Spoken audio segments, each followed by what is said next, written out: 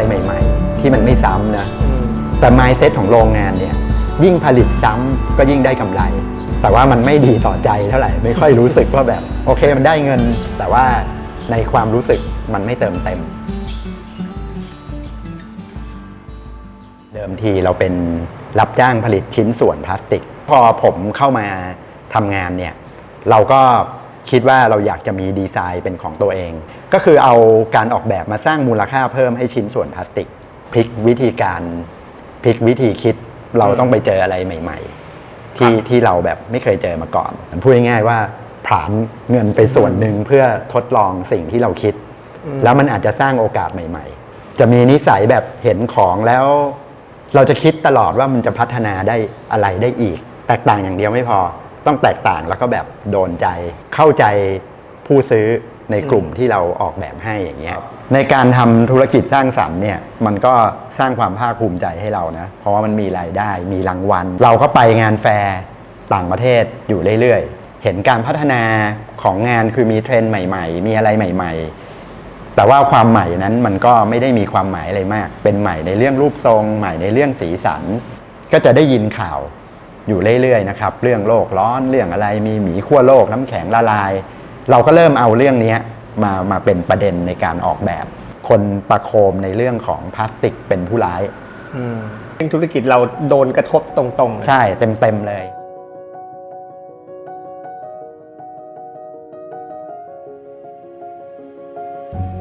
ทบทวนเรื่องที่อยู่ในอดีตในการออกแบบของเราเนี่ยนอกเหนือจากการที่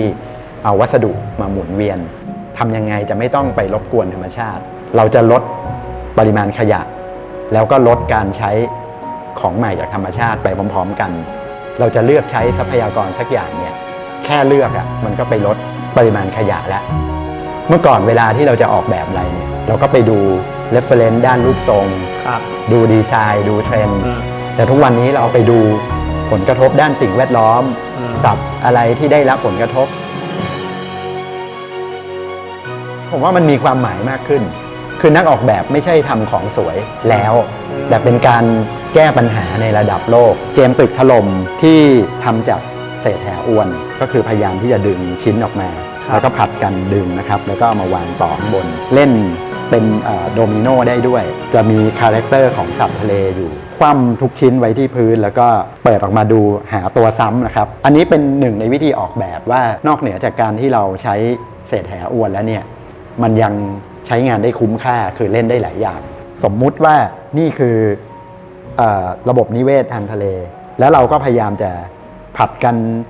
ดึงเอาทรัพยากรมาใช้นะแล้วเราก็สมดุลกลับเข้าไปแต่ว่าการดึงอยู่ตลอดเวลาเนี่ยถึงจุดหนึ่งมันก็ต้องถล่มหรือการดึงที่เร็วและไม่ระมัดระวังเนี่ยก็อาจจะทำให้ระบบทั้งระบบมันล่มลงมาได้มูลนิธิความยุติธรรมทางสิ่งแวดล้อมเขาร่วมมือกับชาวประมงเศษแหอวนที่เขาไปใช้เมื่อมันขาดเสียเนี่ยก็จะมีการรวบรวมมาเอามาขายให้กับเราไปจ่ายให้ชุมชนกระจายรายได้แล้วให้ส่งเสริมให้พวกเขาดูแลสิ่งแวดล้อมการออกแบบเนี่ยมันมีเขาเรียกว่ามันเป็นจุดเริ่มต้นของการกำหนดสิ่งที่มันจะเกิดขึ้นภายหลังการออกแบบเราก็ต้องคุยกับนักออกแบบเราทำความเข้าใจว่าการออกแบบเนี่ยมันจะไม่ใช่จินตนาการก่อนแล้วจึงไปเลือกวัสดุนี้มันเป็นอย่างเงี้ยมันทำอะไรได้บ้าง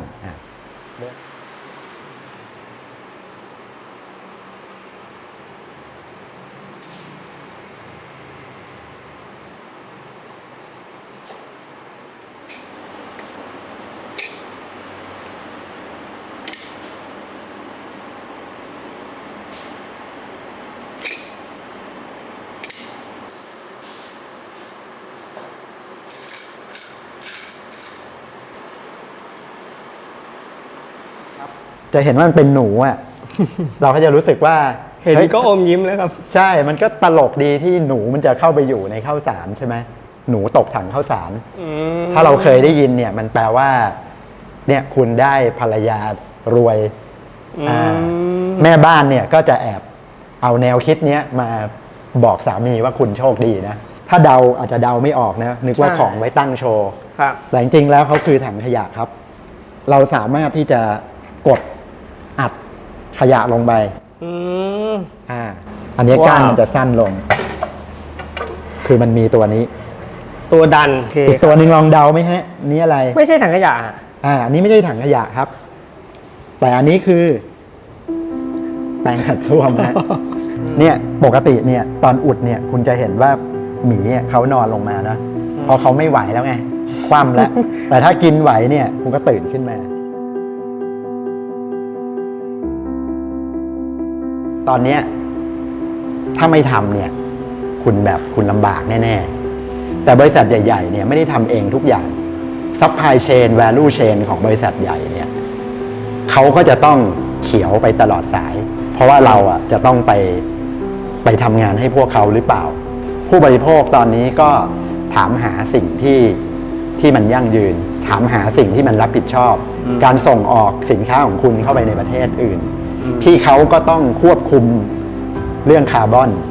ถ้าไม่ทำจะเป็นยังไง ถ้าไม่ปรับตัวจะเป็นยังไง ปรับก่อนที่มันจะถูกบังคับให้ปรับ เรามองในเรื่องของความยั่งยืนเนี่ยไม่ว่าจะมุมไหนก็ตามนะมันจะมีทั้งมุมเรื่องสิ่งแวดล้อมเรื่องการพัฒนาในด้านต่างๆ ด้านสังคมความเท่าเทียมหรืออะไรก็ตามเนี่ยผมคิดว่าคุณมาถูกทางละเพราะคุณจะมีงานทำไปตลอดเลย เพราะว่าปัญหาเหล่านี้เนี่ยมันจะไม่ได้จบง่ายๆต่อสู้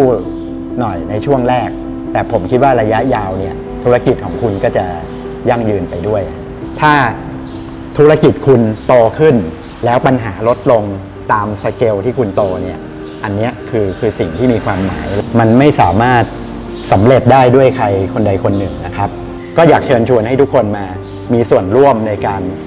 พัฒนาอย่างยั่งยืนไปด้วยกัน